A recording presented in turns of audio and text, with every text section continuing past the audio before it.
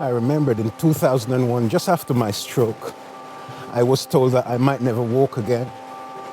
Also, I was told that people who suffered the stroke that I do, 2 to 3 days is the most they're expecting to live. I can't walk again. Come with me, let's go for a walk.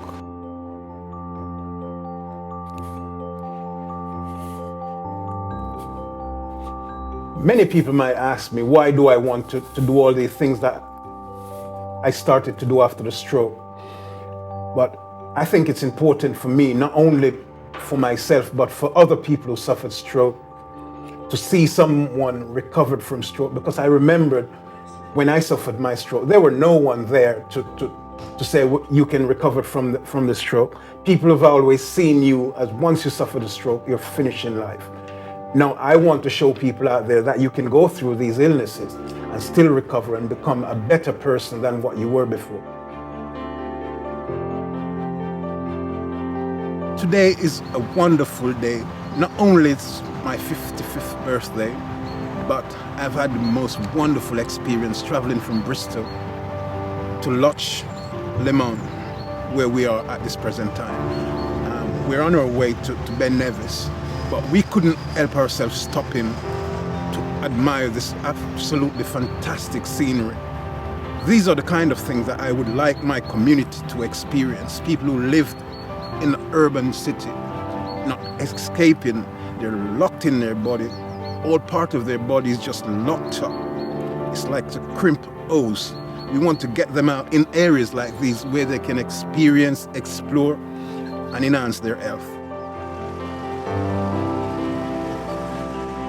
I knew that I was prone to suffer the stroke because my grandmother and grandfather died from stroke-related illness. I knew it might have killed me because I said to a friend of mine in Jamaica just before I left, 2 weeks before, that I know this high blood pressure might kill me, but I'm ready to die. Not knowing that I wasn't quite ready to die because I fought this stroke so much that now I'm just wanting to live. Maybe I'm just getting weaker. A man that can't open the door is going to be climbing Ben Nevis. Can you imagine that? Are you going up Ben Nevis? Yes, today? yes. Fantastic. You're going to love it. I think so. It's stunning. My problem is just that sometimes I'm not able to do the things that I would have liked to do. We have to realize that in life, not everything we want, we're going to be able to do them. So we have to be satisfied for small mercies. We're still alive. Over there in the cloud is where my dream challenge is going to be ended sometime today. And one of the other dreams I have got is to have more people like myself doing these kind of stuff. So come with me.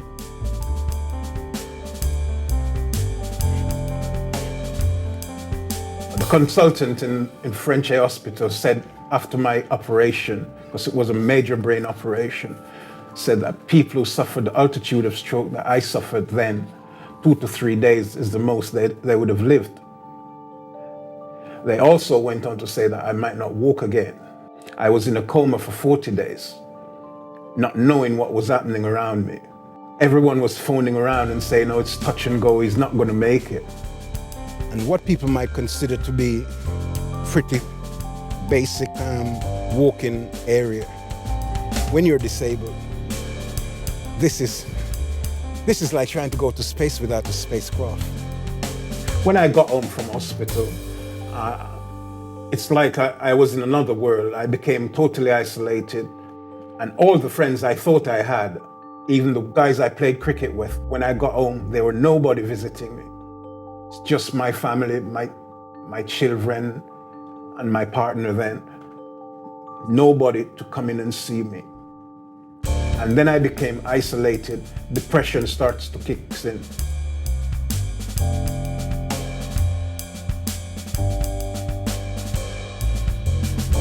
Stupendous. Absolutely wonderful. This alone will make a depressed man become optimistic. You know, you've got to choose your spot so carefully because you can easily make the wrong decision, which can cause difficulty for you.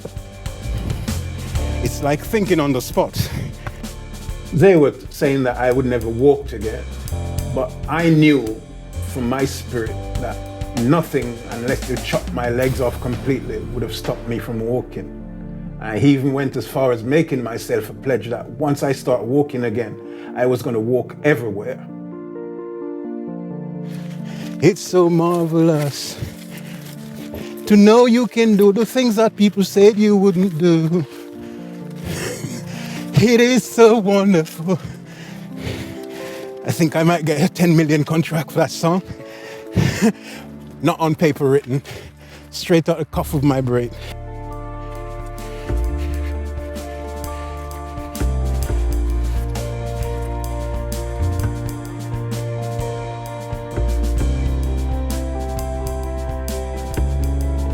When we get a nice spot where we can have a break, we can have another drink. I remembered I went to a doctor in Jamaica once on holiday over there. And the doctor said to me I was a walking bomb. I could blow up at any time. I came back to the UK. Not long after, I had a telephone call that my friend, my very best friend in the world, was killed in a car crash. So I jumped on the very first flight I could get and go back to Jamaica. I got to Jamaica and I went straight to the morgue the next morning as early as I could to see my friend lying on the slab in the morgue. It shook me so much that I think the blood just shot to my head. I ended up with a stroke because I took his death much too hard. My very best friend from school. And we became friends after my first day at school. We had a fight and we just became friends since then. Going like another,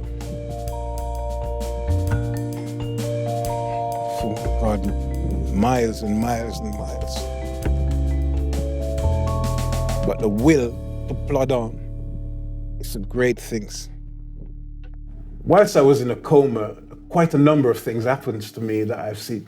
I remember I saw, like, they had my body in a morgue and they brought a coffin to put a casket to put my body in. It took my body back to Jamaica. And as I was going through the cemetery gate for them to bury me, my friend that I've told you about that just got killed in Jamaica, he stood up at the gate like a soldier, as if he said, no one is going to come in this cemetery today. The lid of the coffin was resting on my nose, so I just punched it off. And that's the point, I think, that I came back to life. So nice meeting you Oh, guys. it's been great meeting you. Thank What a you. privilege for us. Thank you. Yeah, Thank you. yeah, wonderful. Got Yeah, to fight on. we kept thinking about you. Thank you very much. Yeah, Thank you. yeah, good. Keep it going, eh? Even if it's not physically, Strong doing mentally. all this, very Yeah. strong. Thank you very much. There's a lot of people that couldn't do this, and you're doing it. Yes, thanks. That encouragement helps so much. The next rock is mine.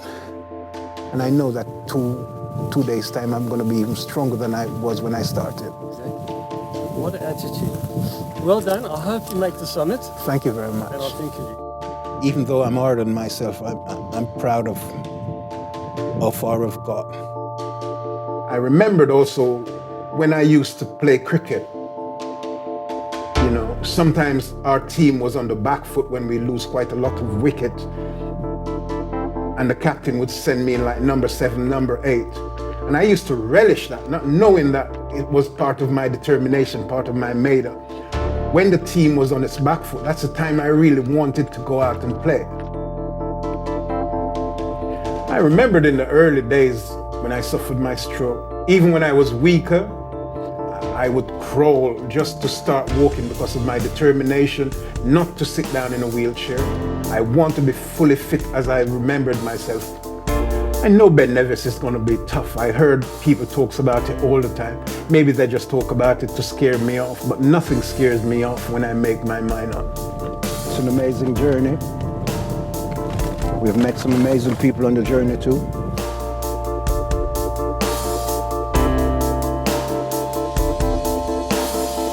What we know now, that there are quite a few people that didn't know anything about stroke. Learned something today. Not even the mountain Ben Nevis is going to stop me from getting to the top. You start this journey, you're going to finish it.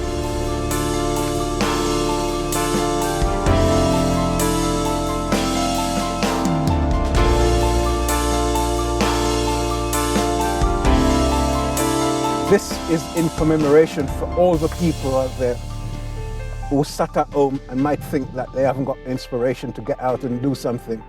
I hope watching this film, it will help you to get out and do something, to inspire yourself and other people.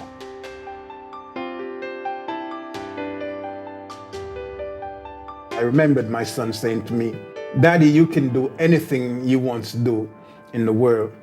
And I remember replying to him, "My son, if I was to live all over again, I wouldn't have changed anything that I've done in the past." So I believe I had a wonderful life. I had a great life. And this is why today I still love that life.